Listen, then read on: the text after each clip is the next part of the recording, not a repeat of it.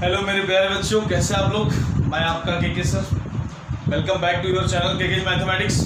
आज मैं एक नए टॉपिक के साथ में लेकर के आया हूं आपके सामने। उस टॉपिक का नाम है लीबनिज़ रूल। लीबनिज़ थ्योरम कहीं कहीं रीड किया जाता है। तो क्या होता है लीबनिज़ रूल, इसके बारे में मैं आपको आज बताने जा रहा हूँ, डिटेल डिस्कशन करने जा रहा हूँ लीबनिज़ रूल के बारे में। आपने सुना था इससे पहले कि एंटी डेरिवेटिव आप जानते हैं अच्छे तरीके से। एंटी डेरिवेटिव का मतलब क्या? इंटीग्रेशन। आखिर एंटी डेरिवेटिव का भी यदि डेरिवेटिव निकाला जाए तो जो भी रूल बनता है ना, that is the Leibniz rule. क्योंकि लीबनिज़ रूल को सिंप्लीफाई करना बेहद ही आसान है, बहुत ही सरल है। बट एक बात, इसका मेथड आपको जानना है और इसके बारे में आपको जानना होगा सबसे पहले। यदि आप उतना जान गए तो फिर आप बहुत सरल तरीके से आप इसके आंसर ले आओगे। तो लीबनिज़ रूल आपने दिया होगा हेडिंग, तो इसका मतलब आप लिख लीजिए। इसका मतलब क्या होता है? Derivative of anti derivative. इसका मतलब होता है डेरिवेटिव ऑफ, लिख लीजिए,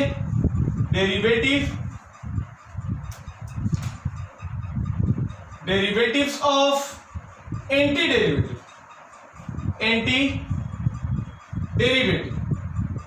अब एक बात समझिए, जैसा कि आपको नाम से ही इसका काम समझ में आया कि सबसे पहले एंटी डेरिवेटिव का क्या निकालना होगा, डेरिवेटिव निकालना होगा।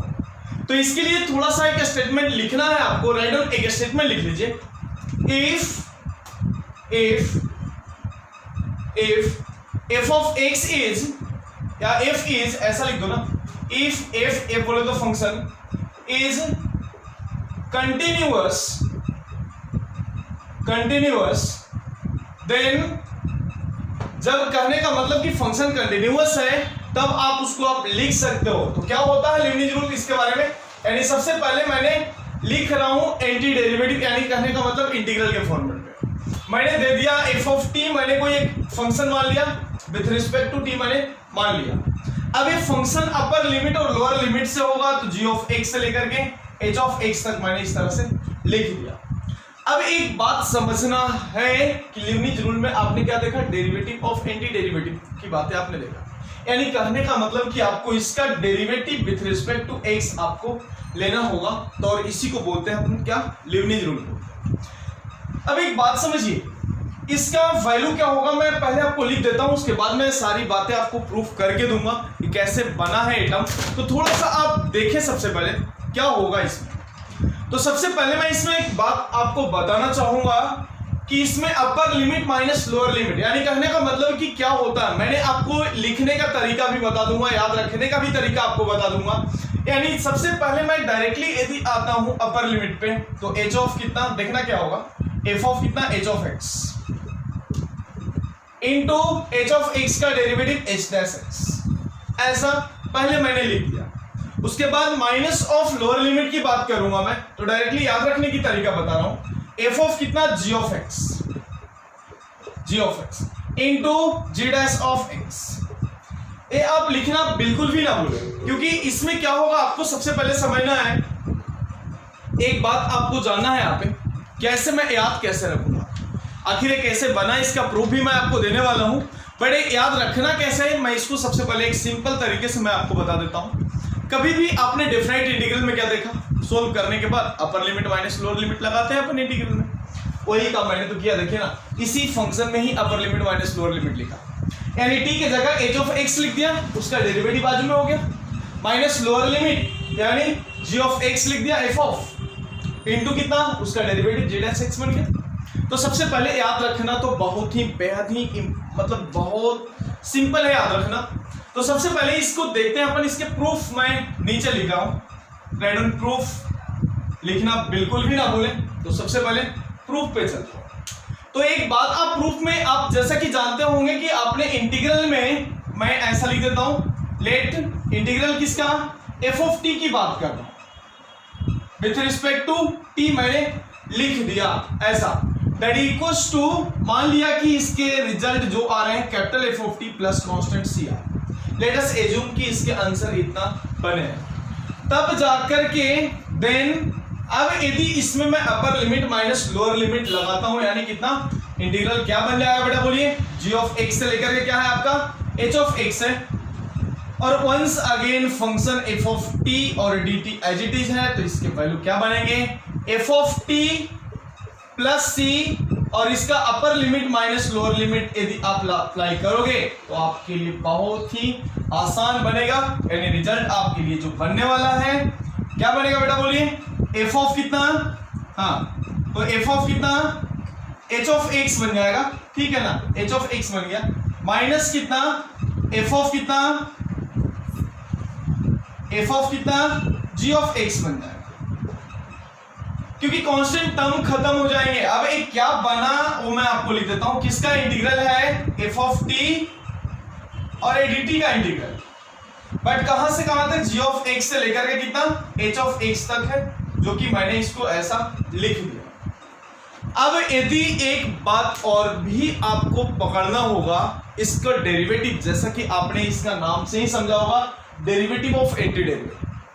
मैंने तो एंटी डेरिवेटिव निकाल ली, अब हमें एंटी डेरिवेटिव का डेरिवेटिव निकालना है। किसके रिस्पेक्ट में, फंक्शन आपको एक्स के रिस्पेक्ट में ना, यहाँ पे तो एक्स के रिस्पेक्ट में, तो चलिए मैं इसका ही डेरिवेटिव निकाल रहा हूं। तो डेरिवेटिव ऑफ क्या बन जाएगा बोलिए ना, derivative with respect to x as it is, और बोलिए integral from g of x से लेकर के एच ऑफ एक्स तक होगा, और एक फंक्शन आपका एफ ऑफ टी और ए डी टी।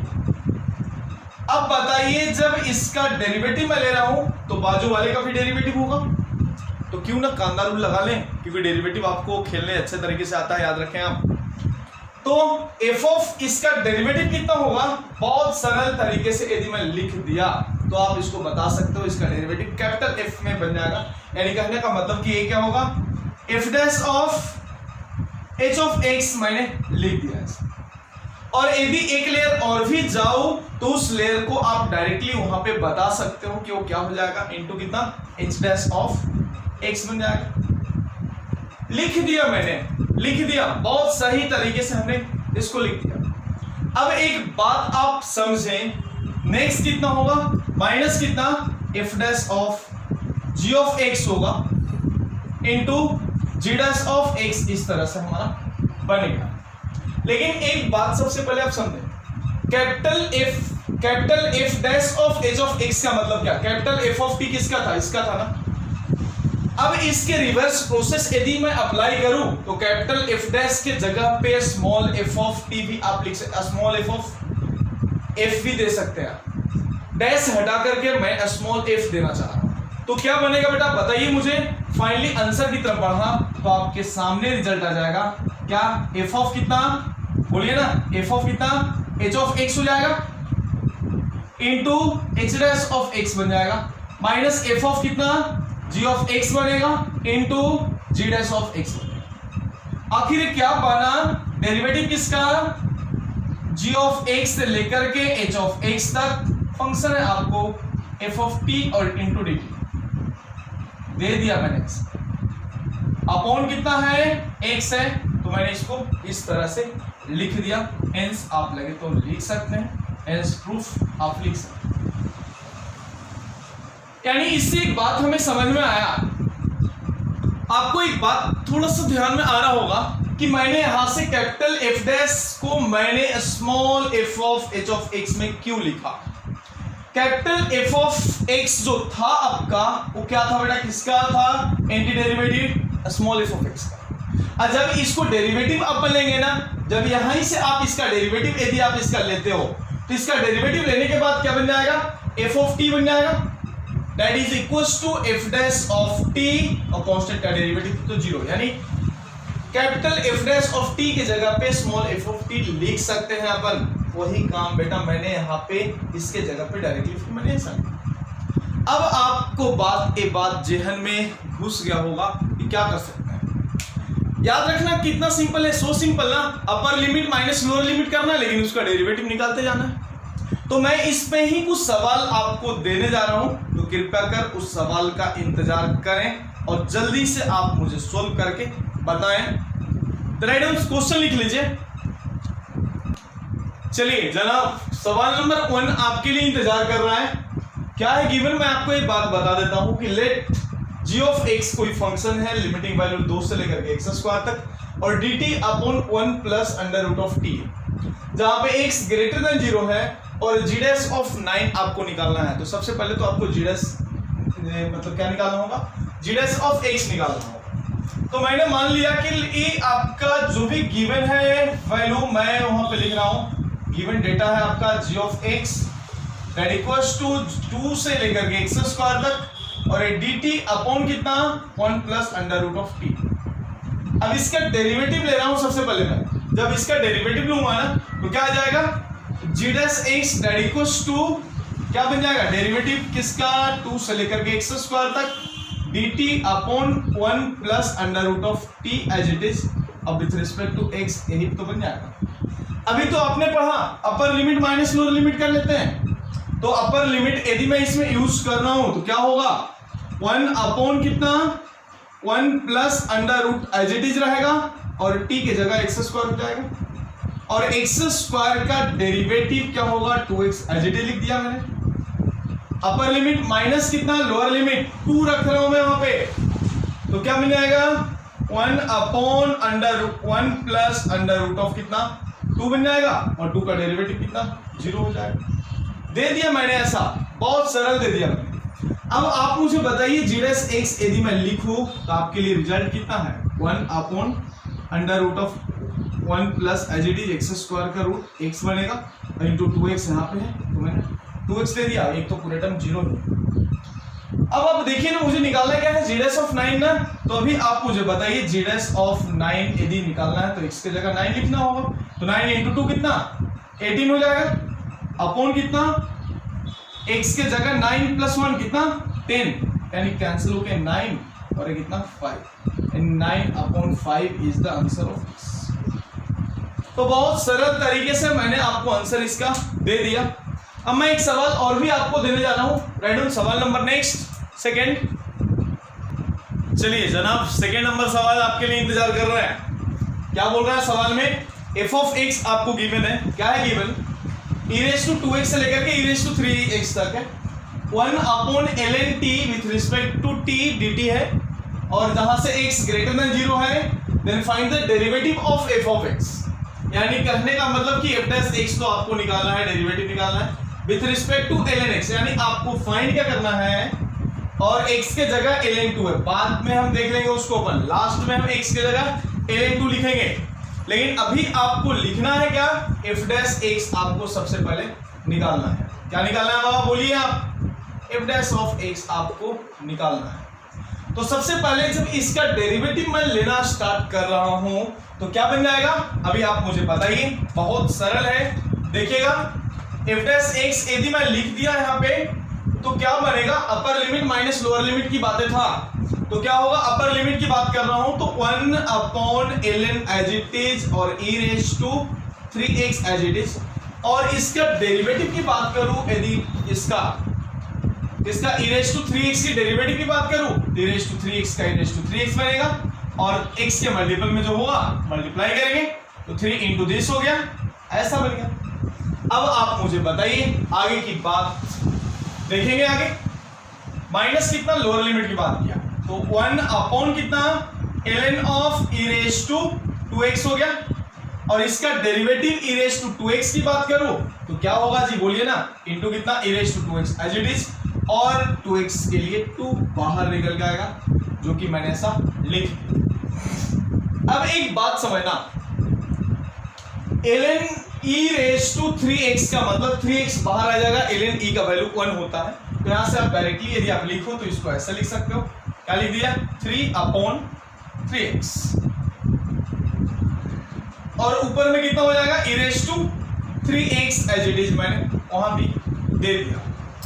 अब यार एक बात यहां भी बताओ माइनस कितना 2 एज इट इज अपॉन कितना e raise to 2x as it is क्या का e raise to 2x only 2x as it is और यहाँ पे e raise to 2x as it is यार 2 कैंसिल यहां से भी 3 कैंसिल तो 1 अपॉन x आप चाहे तो बाहर लेके उसको आप लिख सकते हो तो आपके लिए रिजल्ट जो बनेगा वो क्या बन जाएगा।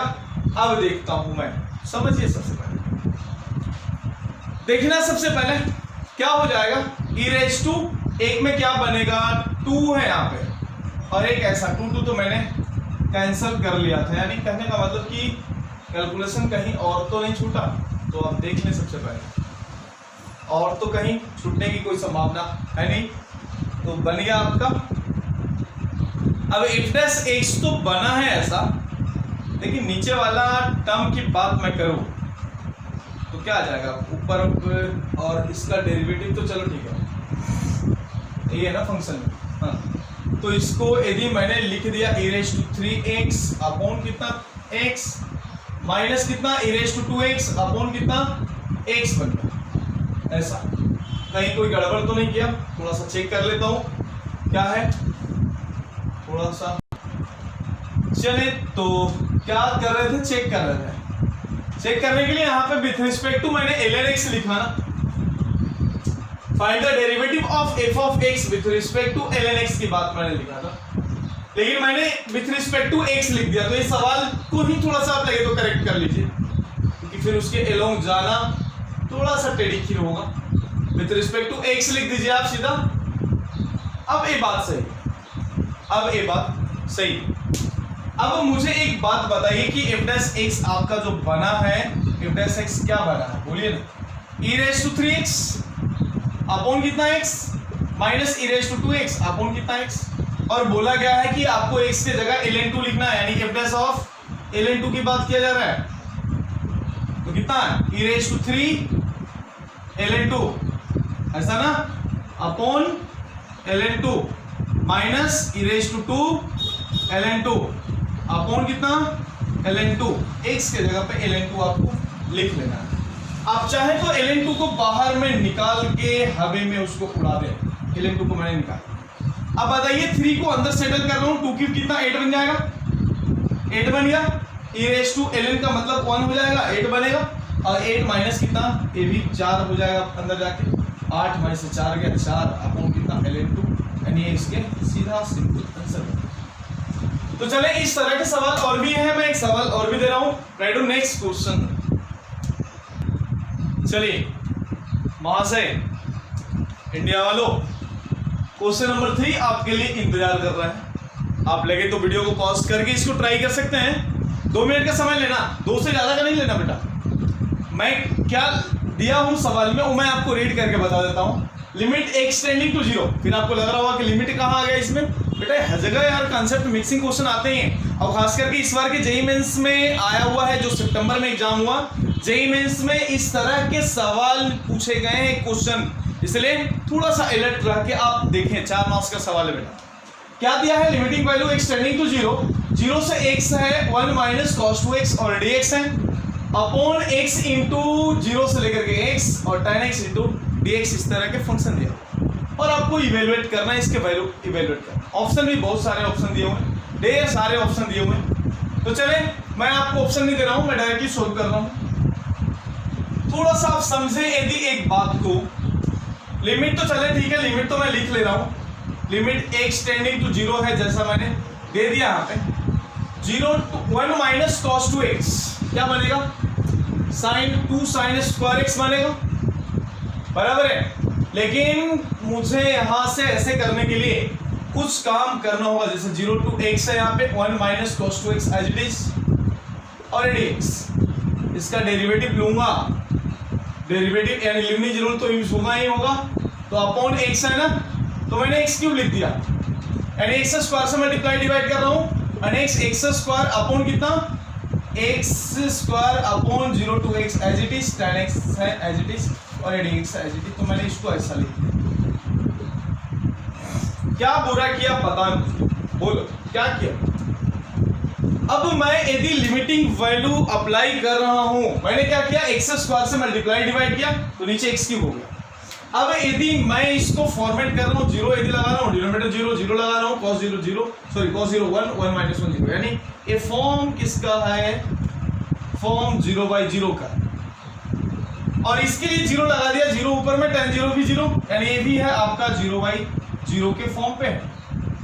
अब एक बात आपको याद होगा कि जब भी फॉर्म 0/0 होता है तो एल ऑर्बिटल रूल हम यूज करते हैं, ध्यान रखें, तो आप भूले ना, याद रखें। तो यूजिंग एल ऑर्बिटल रूल, यानी ऊपर का डेरिवेटिव और नीचे का डेरिवेटिव हमें करना ही होगा। और जब हम ऊपर के डेरिवेटिव करेंगे तो एक बहुत मजेदार चीजें आने वाला है। तो देखना, ऊपर की डेरिवेटिव मैं लगा रहा हूं, इसमें लगा रहा हूं, तो limit x tending to 0 as it is रहेगा। अब ऊपर वाले का डेरिवेटिव ले रहा हूं। और नहीं तो यदि आप इतना भी नहीं करना चाहते हो, डेरिवेटिव तो चलो ठीक है यार, डेरिवेटिव डायरेक्टली लोगे तो क्या बन जाएगा इसका डेरिवेटिव, इसका डेरिवेटिव लोगे तो इंटीग्रल खत्म हो जाएगा। अपर लिमिट माइनस लोअर लिमिट है, और अपर लिमिट में तो x ही है ना, जो एलिमेंट यहाँ से भी तो x से निकलने वाला है, भी एलिमेंट x है। कुछ अदर चीजें होता तो हम उसको स्प्लिट करके लिख सकते थे। यानी आएगा रिजल्ट क्या, 1 माइनस cos 2x ही बनने वाला ऊपर में, यानी कहने का मतलब 1 माइनस cos 2x ओनली रहेगा इतना, और नीचे वाले का डेरिवेटिव हो जाएगा आपका 3x², जो कि मैंने यहाँ पे ऐसा लिखा, और ऊपर का डेरिवेटिव डायरेक्टली ही होगा। क्योंकि क्या होगा जब इसको आप अप्लाई करोगे f of x as it is, upper limit में x यदि डाला तो ही आने वाला, x का डेरिवेटिव 1 हो जाएगा और बाजू वाला 0 हो जाएगा डायरेक्टली सीधा। तो मैंने डायरेक्टली ऐसा लिख दिया इनटू, अब यहाँ भी वही बात करूंगा, a भी 0/0 है, एल ऑप्टर रूल इसमें भी यूज कर रहा हूँ और एल ऑप्टर रूल इसमें भी यूज कर रहा हूँ। तो क्या आ जाएगा, ऊपर में 2x बनेगा, नीचे कितना क्या है तो 10x होगा ना, बराबर है। अब आप मुझे बताइए 1 माइनस cos 2x की बात करो तो कितना 2 sin² x हो जाएगा, अपॉन कितना 3x² इंटू 2x अपॉन कितना 10x। जब यहाँ पे लिमिटिंग वैल्यू इसके लिए हमें पता है कि x टेंडिंग टू क्या है 0। अब आप मुझे बताइए sin² x अपॉन x² का वैल्यू 1 और x अपॉन 10x की वैल्यू 1 होगा, यानी दिस बिकम्स कितना 1, दिस इज आल्सो बिकम्स कितना 1। अब जब इसके वैल्यू 1 आए तो 2 इंटू 2 कितना 4, और नीचे कितना हो जाएगा 3, यानी 4/3 is the correct answer of this type of question.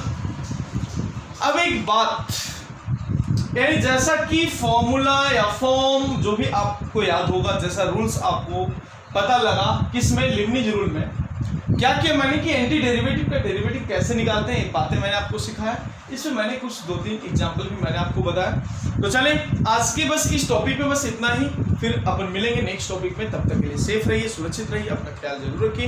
Bye bye, thank you.